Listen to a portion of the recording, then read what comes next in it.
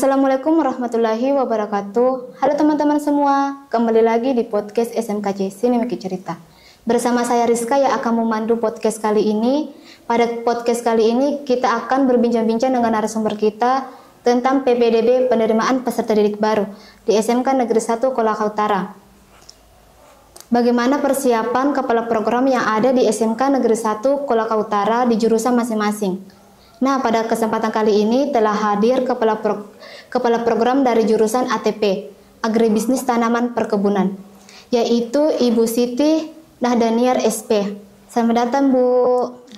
Bagaimana kabar hari ini? Alhamdulillah baik. Jadi pada kesempatan kali ini sangat tepatnya rasanya kita berbincang-bincang seputar ATP dan persiapan PPDB penerimaan peserta didik baru di jurusan ATP. Pertanyaan pertama, Bu, mungkin boleh dijelaskan tentang jurusan ATP? Ya, terima kasih. Jadi kepada anakku ya, terima kasih atas kesempatan yang telah diberikan. Pada pertemuan ini, Ibu akan menjelaskan sedikit tentang gambaran jurusan ATP. Jadi pada awalnya SMK Negeri 1 Maruge itu didirikan. Dia sudah membentuk jurusan pertama, yaitu pada awalnya bernama budidaya tanaman. Jadi ATP itu pada tahun 2016 itu nama awalnya itu jurusan budidaya tanaman. Nah, pada saat perubahan kurikulum dari KTSP ke kurikulum 2013 pada tahun 2013 maka diadakanlah perubahan nama dari budidaya tanaman ini menjadi jurusan agribisnis tanaman perkebunan. Selanjutnya pada tahun kemarin itu ya, ketika dirubah kembali menjadi kurikulum merdeka, jurusan ATP ini sedikit diubah tetapi tidak pada nama jurusannya, tetap sebagai agribisnis tanaman, akan tetapi kompetensinya itu lebih banyak diselipkan hal-hal baru ya, mengikuti dari perkembangan industri 4.0. Ya. Pertanyaan selanjutnya, Bu, kalau boleh tahu, ya, Ibu sudah berapa lama menjadi guru produktif jurusan ATP? Sebagai guru perkebunan atau pertanian di SMK Negeri 1 Maruge ini, Ibu itu sekitar sudah 14 tahun ya. Sejak 2010 itu terangkat menjadi ASN atau PNS itu langsung ditempatkan di SMK Negeri 1 Maruge ini sebagai guru pertanian. Ya, selanjutnya, Bu. Ya. Lalu apa saja yang difokuskan ketika masuk di jurusan ATP? Ya, saya jelaskan sedikit ya tentang kompetensi di ATP ini anak-anakku sekalian, bahwa fokus dari pelajaran pada jurusan agribisnis tanaman ini, kami akan kompetensinya itu menekankan pada kecakapan baik secara hard skill maupun soft skill ya. Hard skill itu keterampilan, soft skillnya itu masalah sikapnya anak-anak, sehingga mereka memiliki kepribadian yang mandiri, kreatif, kemudian memiliki daya juang ya, tidak mudah menyerah, sehingga mereka bisa cakap secara baik secara teknis maupun manajerial pada bidang tanaman perkebunan dan produksi tanaman. Ya. Pertanyaan selanjutnya, Bu, apa kompetensi yang ingin Ibu kembangkan pada peserta didik selama mereka menjalani program studi ini? Khusus di jurusan ATP, kami menginginkan kompetensinya itu di bidang soft skillnya dan hard skillnya. Di bidang soft skillnya itu kami menginginkan anak-anak menumbuhkan rasa takwanya kepada Tuhan Yang Maha Esa, sopan santunnya, kemudian bagaimana dia berpikir kritis, kreatif, dan bisa berkolaboratif dengan siapa saja, sehingga memiliki kompetensi di bidang baik secara teknik maupun manajerial tentang tanaman perkebunan serta produksi tanaman. Ya, Bu. Ketika lulus dari jurusan ATP, industri seperti apa yang dapat menjadi sasaran peserta didik untuk memulai karirnya? Jadi kami memfokuskan kepada anak-anakku yang sudah menguasai kompetensinya agar mereka menjadi seorang agripreneur muda.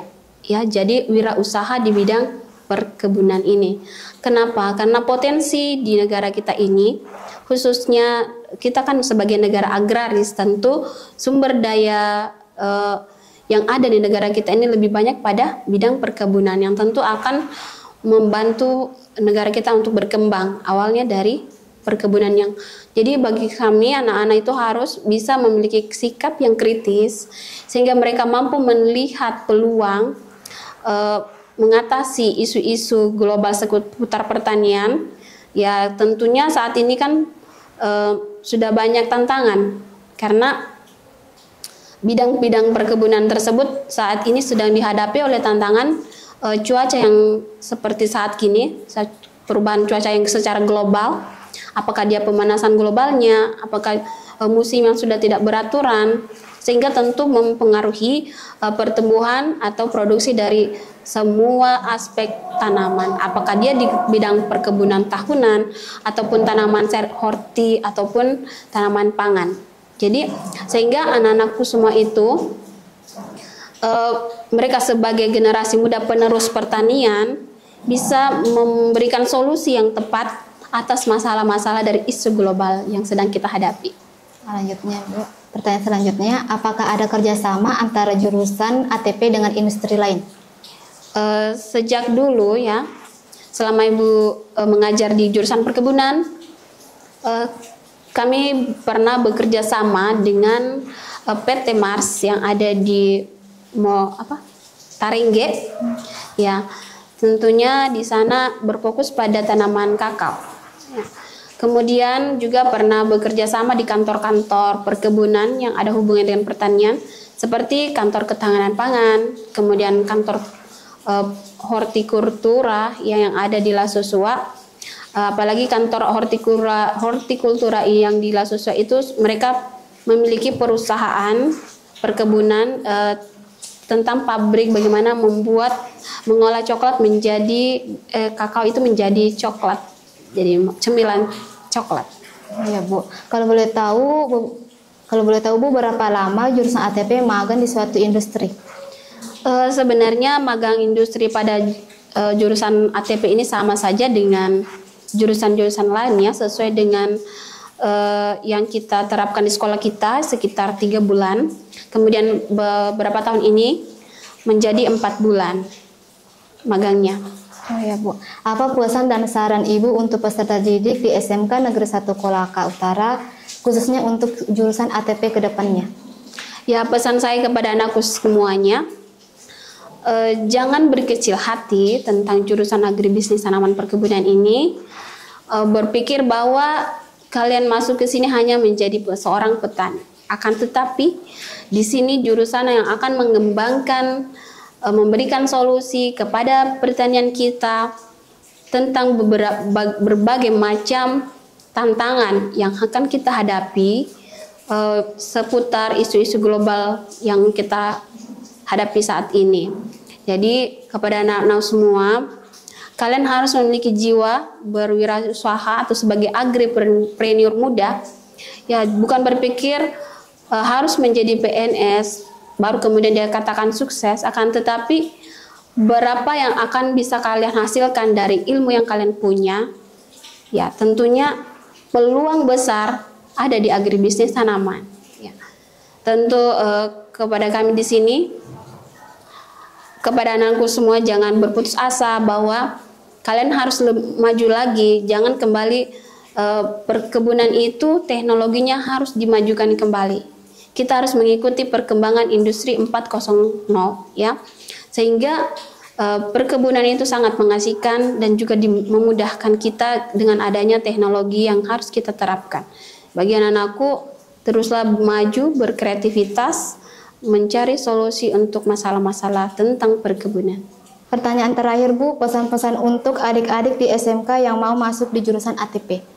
Ya, kepada siswa-siswi yang masih duduk di bangku SMP dan sederajat yang akan melanjutkan ke SMA atau SMK, kami sangat menerima dengan tangan terbuka, dengan semangat yang luar biasa kepada anakku semua agar bisa masuk di jurusan agribisnis tanaman perkebunan. Tentunya di sini kita akan belajar bagaimana mengembangkan bisnis, ya. Bagaimana kita mengembangkan bisnis pada bidang perkebunan dengan berbagai macam kompetensi sehingga anakku semua memiliki modal untuk hidup nanti ketika kalian akan dewasa. Ketika lulus di sini menjadi tenaga kerja tingkat SMK, ya, sudah bisa mandiri bekerja baik di bidang industri sendiri perkebunan, juga tidak menutup kemungkinan karena ilmu yang ada di sini adalah ilmu sains, ya. Kami banyak mempelajari tentang sains tentunya karena mata-mata pelajaran itu tidak lepas dari mata pelajaran sains seperti kimia, fisika, biologi. Kalian ketika setelah lulus tidak ingin menjadi wirausaha tetapi akan melanjutkan ke S1, misalnya karena ingin mengejar ASN juga bisa, sehingga kalian bisa melanjutkan ke jenjang lebih tinggi ke perguruan tinggi, kemudian masuk di dalam perkebunan, bisa menjadi mendaftarkan diri kalian ke instansi pemerintah yang bergerak di bidang perkebunan seperti kantor pertanian, kemudian bisa masuk ke menjadi penyuluh, tenaga kontrak di bagian penyuluhan, yang tentu tenaga-tenaga tersebut saat ini sangat dibutuhkan oleh negara kita untuk memajukan perkebunan Indonesia. Jadi moto kami, Petani Jaya, Indonesia Kaya. Makasih Bu sudah menjawab pertanyaan kami, Ya. dan makasih sudah datang di podcast kami. Baik teman-teman, itulah tadi perbincangan saya bersama Ibu Nahda. Semoga bermanfaat untuk kalian. Sekian dari saya. Assalamualaikum warahmatullahi wabarakatuh. Waalaikumsalam. Bye-bye.